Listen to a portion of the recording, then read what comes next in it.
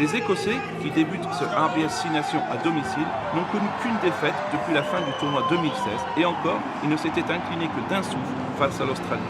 C'est le dernier tournoi pour leur entraîneur Vern Cotter qui quittera son poste en juin. L'Irlande est également en pleine confiance après ses victoires en novembre sur la Nouvelle-Zélande et l'Australie et elle reste sur 3 succès d'affilée face à l'Écosse.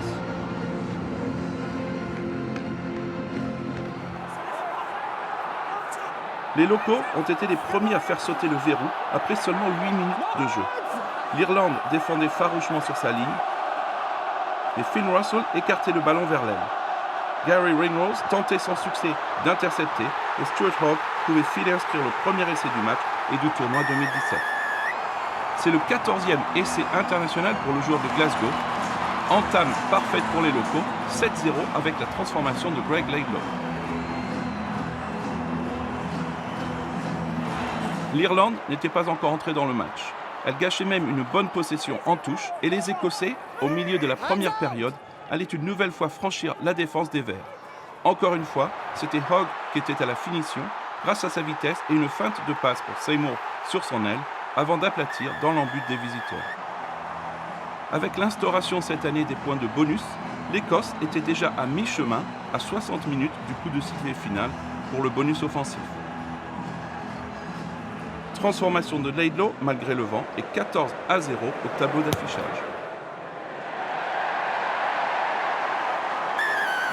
L'Irlande savait désormais qu'elle devait marquer les prochains points pour conserver une chance dans ce match. Les hommes de Joe Schmidt ouvraient d'ailleurs leur compteur à la 26e minute sur une longue passe de Simon Zebo que manquait d'intercepter Tommy Seymour avant que Keith Earls n'aplatisse en coin. L'arbitre Romain Poit demandait au TMO de vérifier, mais l'essai était confirmé sans aucune hésitation. Jackson manquait la transformation, l'écart se réduisait 14-5. L'Écosse, qui ne compte qu'un succès sur les Irlandais à Murrayfield lors de leurs 7 derniers matchs, montrait juste avant la demi-heure de jeu qu'ils avaient vraiment changé sous la houlette de Vern Cotter avec une combinaison en touche. Ross Ford surprenait la défense en alertant Alex Dunbar qui allait plonger dans l'embut au nez et à la barbe de l'alignement irlandais sans réaction. Superbe inspiration des Écossais, les Irlandais ne pouvaient que constater les dégâts. Et les spectateurs locaux pouvaient exulter, d'autant plus que Laidlaw passait la transformation sans trembler pour faire le trou au score 21-8. C'était l'Irlande qui dominait les débats en début de deuxième période et cette pression s'avérait finalement payante. À la 48e minute de jeu, après plusieurs phases de jeu sur la ligne de but écossaise, Ian Henderson trouvait la faille pour marquer un essai crucial pour les visiteurs. L'essai était transformé par son coéquipier de l'Ulster, Paddy Jackson, qui ramenait son équipe à 6 points, 21-15. À l'approche de l'heure de jeu, les visiteurs manquaient de frapper une nouvelle fois. Rob Kearney recevait le ballon et filait à l'essai le long de la ligne de touche, avant que Sean Maitlands ne le fasse passer en touche juste avant de passer le ballon à l'intérieur à Keith Earls. Les supporters locaux pouvaient respirer. Yeah, you have a decision. The player was in touch. Yeah. So it's a line-out Scotland ball. Thank you very much. Mais les Irlandais ne relâchaient pas leur pression et à la 62e minute, le troisième essai irlandais qui semblait inéluctable était enfin inscrit. Si les yeux étaient encore rivés sur Paddy Jackson depuis l'annonce du forfait de Johnny Sexton, le 10 de l'Ulster se montrait à la hauteur des attentes avec un superbe angle de course pour recevoir le ballon à hauteur, franchir et allonger le bras pour aplatir malgré la défense de George Strauss.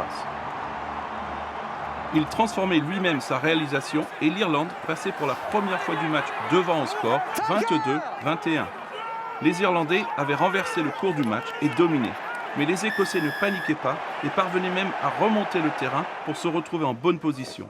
Paddy Jackson était sanctionné pour avoir ralenti la sortie du ballon et Laidlaw, impérial au pied pendant tout le match, passait cette pénalité.